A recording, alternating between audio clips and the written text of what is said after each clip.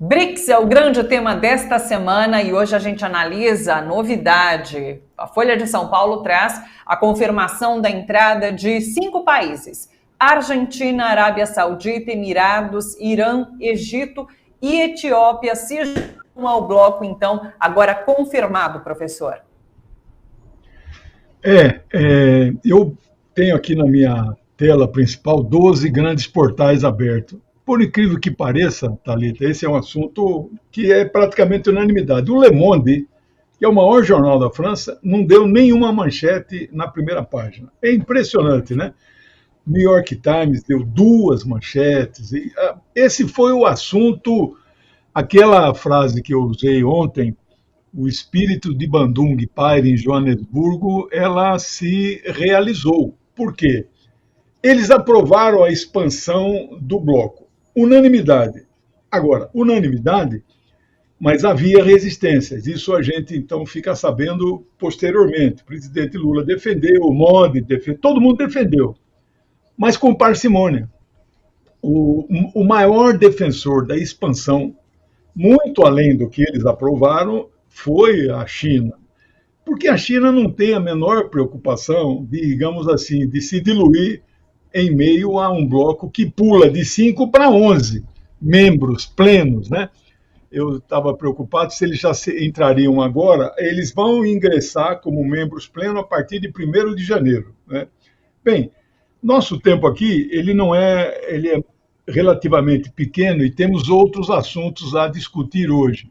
Mas eu reafirmo que essa foi a maior, a mais importante. Claro que aquela de Fortaleza, de 2014, que criou o banco, é muito importante. Mas essa aponta a perspectiva de alterar a geopolítica mundial, não é? Quando o Biden manda o porta-voz dele dizer: olha, não temos nenhum problema com os BRICS, não queremos nenhum conflito. Mentira. Eles estão seriamente preocupadíssimos. Esse Lavrov que está na imagem, eu li a entrevista dele agora. Ele é um quadro de Estado imensamente preparado, né? A nossa querida presidente Dilma. Então, ele deu uma entrevista onde ele coloca que, no aspecto, por exemplo, da guerra na Ucrânia, que, aliás, na resolução que acabou de sair, nós vamos pegar a resolução na íntegra, e amanhã a gente comenta com mais detalhes. Na resolução, eles mencionam a guerra na Ucrânia, não é? E o Lavrov deixa claro na resolução defendemos a solução diplomática para o conflito. Ponto. Não precisa mais do que isso, né? Isso é o suficiente, porque os Estados Unidos defendem a guerra, a resolução pela guerra, né? O presidente Lula, então a visão do presidente Lula contagiou, contaminou, vamos dizer, no bom sentido, e foi unanimidade, né? Bem, aí a opinião do Lavrov, quando ele dá uma entrevista coletiva, ele deixa claro que os Estados Unidos empurraram a Rússia para uma solução na Ucrânia não diplomática, né? Ou seja, que foi a guerra. Então, ele culpa os Estados Unidos exatamente por essa guerra. Eles aprovaram lá os pedidos de admissões. Qual é a surpresa? Bom, os 6 países nós já sabemos aí, né? Na América do Sul, Argentina; na África, Etiópia e Egito; no Oriente Médio e Ásia, né? Arábia Saudita, Emirados e Irã. Bem, eu não quero entrar no mérito aqui e ali, eu respeito a decisão que eles tomaram, mas, evidentemente, desses 6 países, tem 4 muçulmanos. Eu não sei se foi proposital. Os Estados Unidos odeiam os muçulmanos, por quê? Porque eles são cristãos, fundamentalistas, nós sabemos disso, né? Bom, o que chama a atenção o Egito é um país da órbita dos Estados Unidos, mas que tem agora boas relações com Rússia e China. O Egito tem o pé em 2 canoas. Ele é um país africano, que fica lá no norte, mas é um país com vínculos com o Oriente Médio árabe. Nem todo o Oriente Médio é árabe, tem Irã e Turquia que não são árabes, né?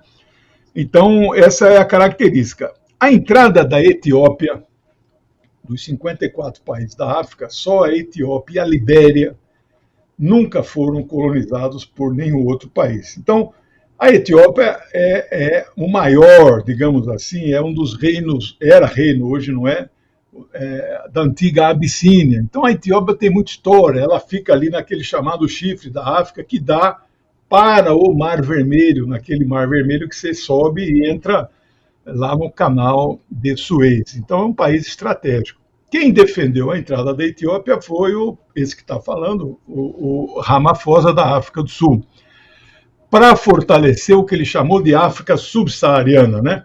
Só tem a África do Sul e o Egito em cima. Então, para fortalecer essa parte abaixo do Saara, eles incluíram a Etiópia e não é um país qualquer. A Argentina não foi surpresa o ingresso. O problema da Argentina, o ingresso, que será a partir de janeiro, nós já saberemos quem é o novo presidente da Argentina. Então, como o ingresso será feito na forma de convite, então eles aprovaram convidar esses 6. Não é automático, digamos assim, eventualmente algum desses 6 fala, não quero não, obrigado. Então eu achei até estratégico esse prazo, porque em janeiro já saberemos quem é o novo presidente da Argentina, né? E aí vamos ver se for esse maluco do Milei, vamos ver a reação que ele vai falar, olha, não quero, não aceito, ponto, né? Mas seria importante que a Argentina participasse. Bem, eu queria, não sei assim se você quer fazer alguma pergunta específica, mas teria muito mais coisas aqui. O objetivo que eles decidiram, eu anotei aqui, trazer a diversidade para o estabelecimento de um poder mundial em meio à crescente polarização. Então, os BRICS querendo se colocar, e já estão se colocando no cenário geopolítico mundial, até para contrabalançar o poder do Ocidente.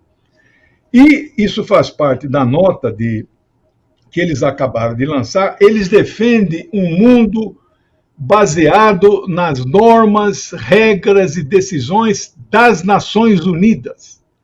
Por quê? Hoje, os Estados Unidos defendem um mundo baseado em regras que eles fixam, sem a participação dos outros países do mundo, né?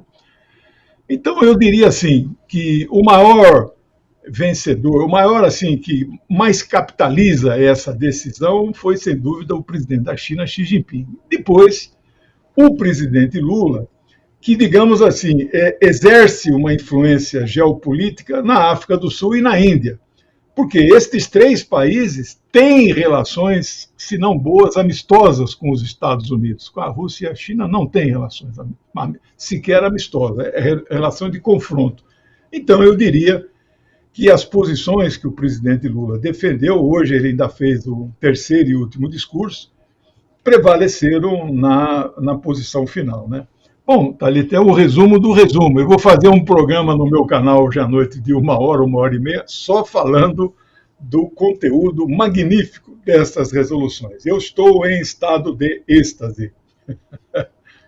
Maravilha, eu tinha essa dúvida em relação à Argentina, mas importante esse detalhe que você nos traz em relação a um convite, não é uma entrada automática. Então, realmente, em janeiro do próximo ano, a gente está sabendo se a Argentina, de fato, vai entrar no bloco.